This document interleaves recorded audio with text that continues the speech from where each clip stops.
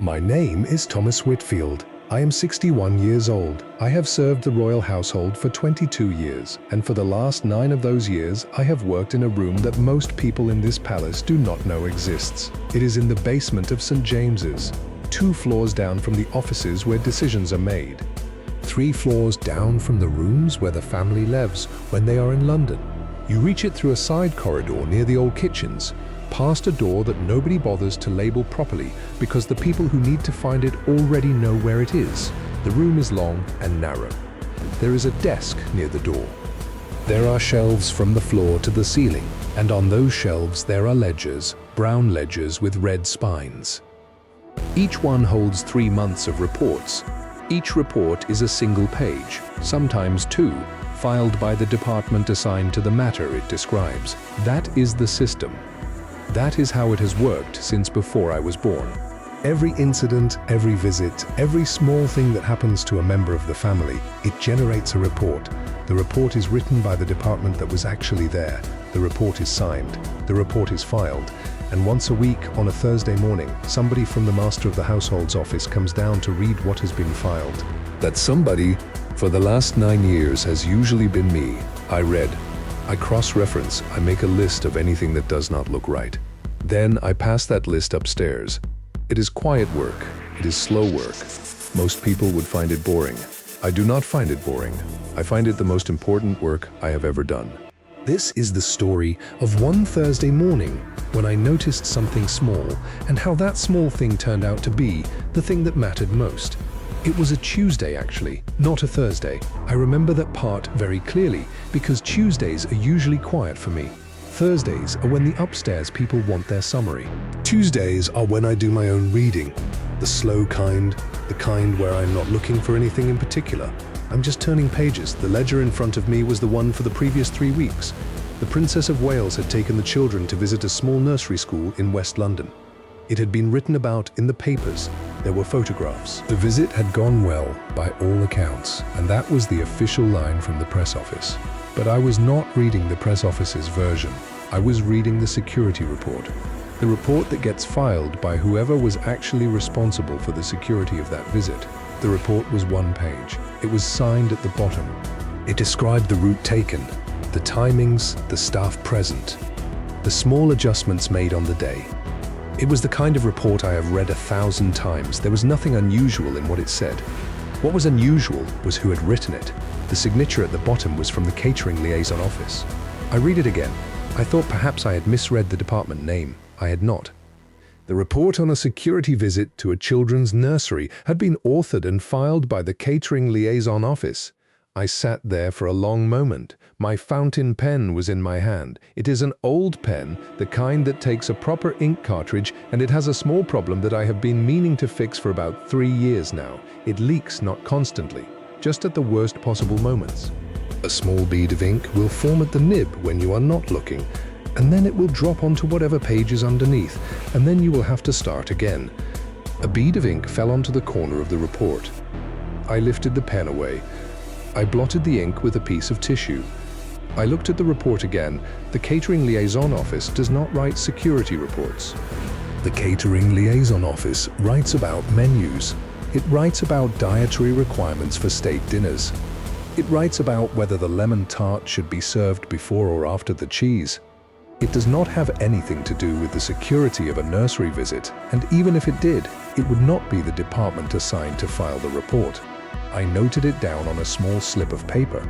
I put the slip in the front of the ledger. I told myself I would mention it on Thursday. That should have been the end of it. It was almost the end of it, but that afternoon, because I had nothing else pressing, I pulled out the ledger from the 3 months before. I told myself I was just going to have a quick look. See if it was a one-off. It was not a one-off. I will not bore you with how many hours I spent that week. After the regular work was done, going back through ledger after ledger, I will tell you only what I found. In the previous 3 years, there had been at least 11 reports that had been authored and filed by departments that had no business writing them. A report on a state visit by the King, filed by Press Logistics. A report on Prince William's car route to a charity event, filed by Tour Coordination. A report on the children's school run, filed by the Gardens Office.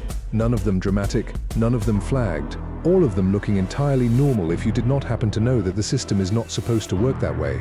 I made a list. I wrote it out by hand on 3 sheets of paper. I used my old fountain pen, and I was careful about the bead of ink, and I kept the list in the bottom drawer of my desk. Then I sent a query upstairs, a simple one. I asked whether the assignment ledger for the last 3 years could be sent down to me for a routine review. I phrased it carefully.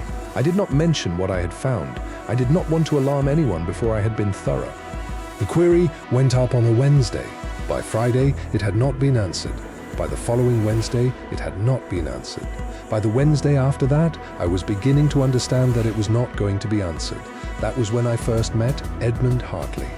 Edmund Hartley was a man in his late 40s. He had a soft voice and a soft handshake and a way of standing in a doorway that made it difficult to ask him to leave. He came down to my basement office on a Monday morning, knocked twice on the open door, and walked in without waiting for me to say anything. He introduced himself as being from the coordination office. He said he had heard there was a records officer down here who had been asking about the assignment ledger. He said he wanted to be helpful. I had been in the royal household for 22 years. I knew what helpful meant when it was said in that voice. Helpful meant we have noticed what you're doing. I told him I was just doing a routine review. I told him there was no rush. I told him I would appreciate the ledger when it was convenient. He smiled. He had a very pleasant smile. He told me that the assignment ledger was being reorganized at the moment. He told me that perhaps I could share what I was looking for, and he could pull the specific information I needed. I told him I appreciated the offer. I told him I would let him know. He stood in the doorway for a moment longer than was comfortable. Then he said something I have remembered every day since. He said, "We are very lucky to have someone like you down here, Thomas. So thorough, so careful. The family is fortunate." Then he left. I sat at my desk for a long time after he left. I did not pick up my pen. I did not open a ledger. I just sat there. I have known a lot of men in this job. Most of them are good men. Some of them are not. The bad ones do not look the way you think they will look. They do not raise their voices. They do not make threats. They smile and they call you by your first name. And they tell you that the family is fortunate to have you. I understood that morning that the query I had sent upstairs had not been lost. It had been read. It had been read by someone who did not want it answered, and that someone had sent Edmund Hartley down to my office to see what I knew. I understood something else too. I understood that if I went through official channels again, the same thing would happen. The query would go up. It would be quietly absorbed. And one day, perhaps soon, somebody would come down and tell me very kindly that my role was being reviewed, that perhaps it was time for me to consider retirement, that the family was so very grateful for my years of service. I thought about that for the rest of the day. I thought about it on the bus home.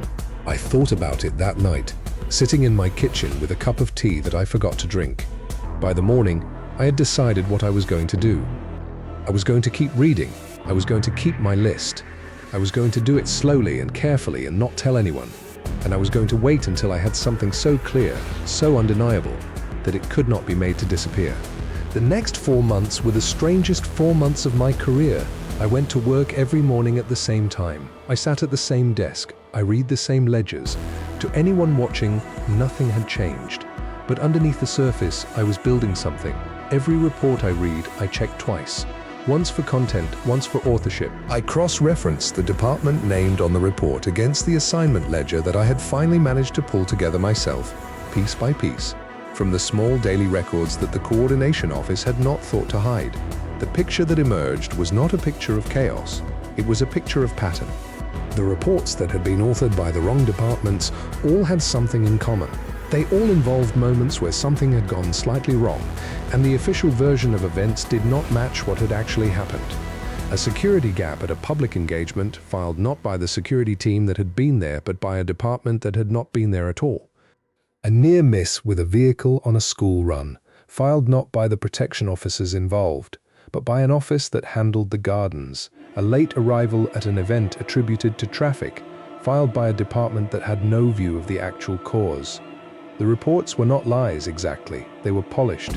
They were softened. They were written by people who had not been present, who therefore could not be contradicted by their own memory of events, and who had been instructed to file the report in a particular way. And every time one of these polished reports was filed, the original report, the one that should have been written by the assigned department, was nowhere to be found. I do not know what they did with the original reports. I have my suspicions. I think they were never written. I think the assigned departments were told quietly that the matter had been handled, that no report was required, that another office was taking care of it. What it meant was this: the truth about a number of small failures was not reaching the family. The master of the household was reading polished summaries, the prince was reading polished summaries. Decisions were being made on the basis of a version of reality that had been quietly edited by people who did not want their friends, or their departments, or themselves to look bad. It was not a foreign plot, it was not a spy, it was not a hacker, it was paperwork. It was the slow, polite, smiling corruption of paperwork. I kept building my list. Edmund Hartley came down to my office twice more during those 4 months. The first time he brought me a cup of tea. The second time he asked very casually whether I had everything I needed. I told him both times that I had everything I needed. I smiled when I said it. I have learned how to smile when I need to. The fountain pen kept leaking. I bought 3 replacements during those 4 months. Cheap plastic ones from a shop near my bus stop. I tried each one for a day or two, and then I went back to the old fountain pen, because the cheap ones did not feel right in my hand, and because I had got used to the leak by then. I had learned to keep a piece of tissue under my writing hand at all times. That fountain pen, as it turned out, was about to do me one of the great favors of my life. It happened on a Wednesday afternoon. I was alone in the office. I had pulled out the most recent reports for cross-referencing, and I was working my way through them slowly, building my list. I came to a report that had been filed about an incident at a charity dinner. The incident itself was small. A guest had been allowed too close to the prince during the photo line. The official report described it as a momentary lapse, quickly corrected with no risk to the principal. The report had been filed by the press logistics office. I noted it. I added it to my list. I dipped my pen and began to write the details onto the page in front of me. The pen leaked. A fat bead of ink dropped from the nib onto the report. It landed directly on the signature at the bottom of the page. I cursed quietly. I reached for my tissue. I dabbed at the ink, and as I did, the ink smudged the signature across the page. I was looking at the smudged signature, and I was about to set the report aside to dry, when I realized that I recognized the shape of the signature underneath the smudge. I pulled out another report from the previous month. A different report, a different department, a different incident. I looked at the signature at the bottom of that report. It was the same signature. I sat very still for a long time. Then I got up. I walked to the shelves.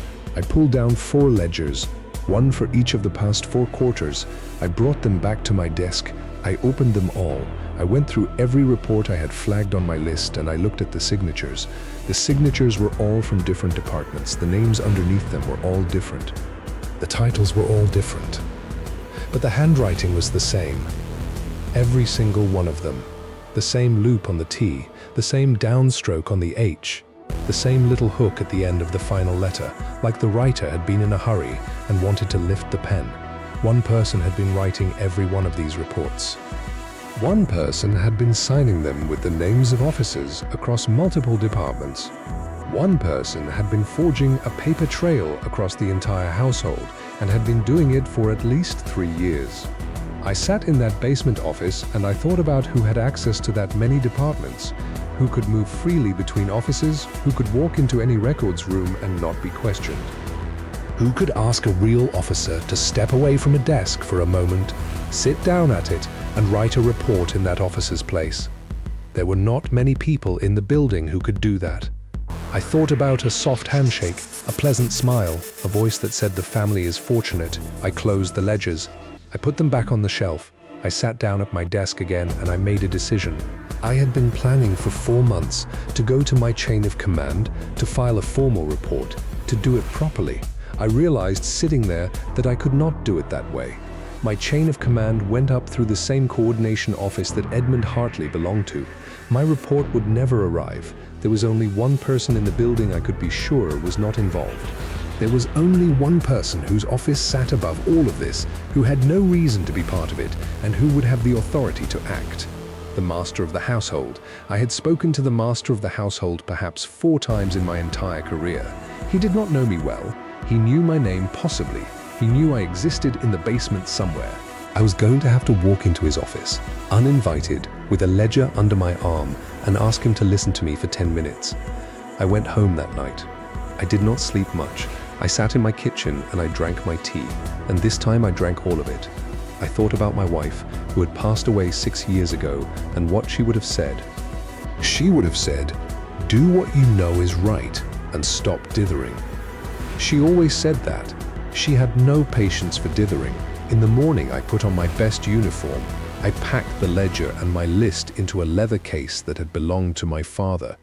I took the bus to work. I went down to my basement office, just like every other morning. Then I picked up the case and I walked upstairs. I will not describe in detail what happened in the master of the household's office. It would not be appropriate.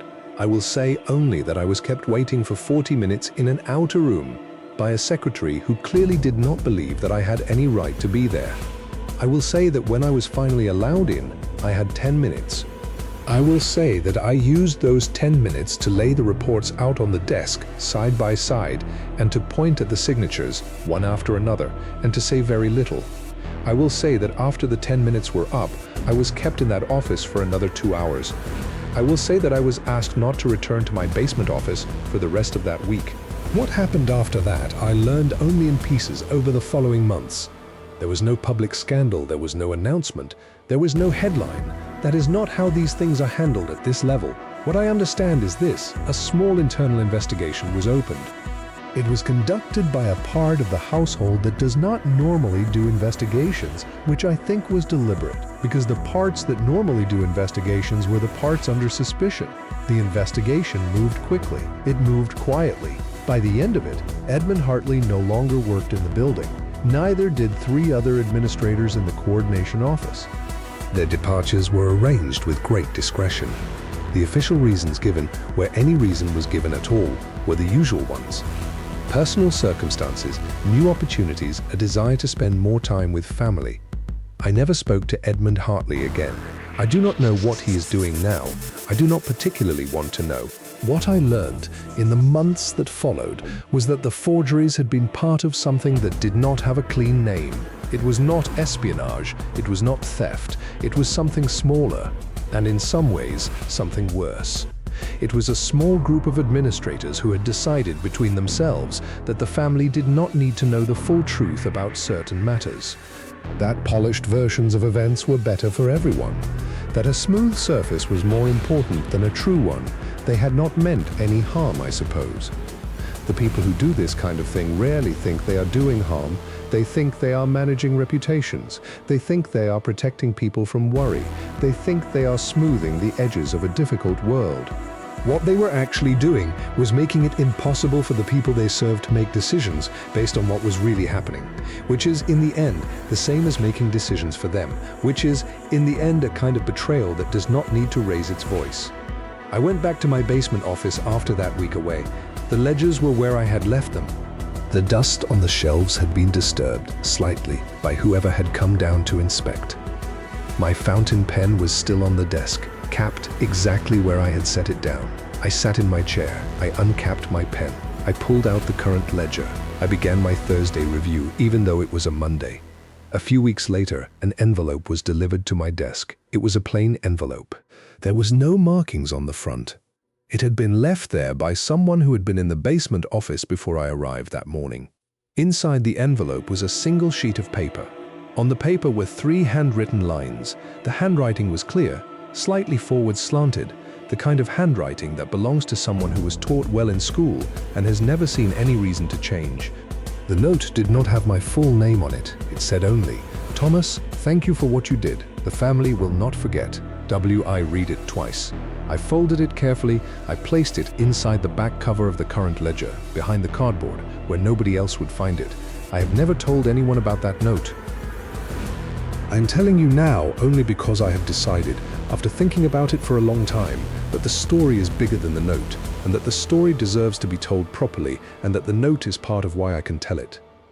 I'm still in my basement office. I'm still reading the ledgers. The pen still leaks. I have not bothered to replace it. It has earned its place on my desk. A few things have changed. The assignment ledger now comes down to me automatically, every Monday morning, without me having to ask. The coordination office has been restructured. There is a new system for cross-checking authorship against department assignment, and the system was, I am told, based on my list. The list itself is locked in a safe upstairs in case it is ever needed again. People sometimes come down to my office now. Young officers, mostly. They are sent down to spend a week with me to learn how the records system works. I show them the ledgers. I show them the cross-reference method. I show them, without using these exact words, what it looks like when paperwork is being used to hide something instead of record it. I tell them the same thing every time. I tell them, the system only works if somebody is reading every page, not skimming, not summarizing, reading every page, every signature, every department name at the top of every report. I tell them most of the time what you read will be exactly what it should be. Most of the time the system works, but one day somewhere in a ledger you will see something that does not look right. A signature that belongs to a department that has no business signing it. A report that is too polished. A name that is repeated where it should not be. When that day comes, I tell them, you will have a choice. You can let it go. You can tell yourself that it is probably nothing. You can move on to the next page, or you can stop. You can mark it down. You can keep reading. You can build a list, quietly, in your own handwriting, in your own desk, and you can keep building it until you have something so clear that it cannot be made to disappear. Then, I tell them, you will have another choice. You can go through the proper channels, and you can hope that the proper channels are not part of the problem. Or you can walk the ledger upstairs yourself into a room where you have no business being, and you can ask a man who does not know your name to give you 10 minutes of his time. I tell them, choose the second one. Always choose the second one. The proper channels were not built to catch this kind of thing. They were built to handle ordinary days. On the day you find something that is not ordinary, you will have to be the channel yourself. The young officers nod when I tell them this. I do not know if they understand. I did not understand, at their age, what I was being told by the men who had done this job before me. I understood it only when I sat in my own basement office, 4 months into building a list, and realized that the system I had served for 22 years could not protect itself from the people inside it. That is the thing nobody tells you when you join the household. They tell you about loyalty. They tell you about discretion. They tell you about service. They do not tell you that loyalty, discretion, and service can be turned against the family you serve by people who use those exact words to do it. A palace is not a building. A palace is a set of agreements. Agreements about who writes what, who signs what, who reads what, who passes what along. The building is just the shell.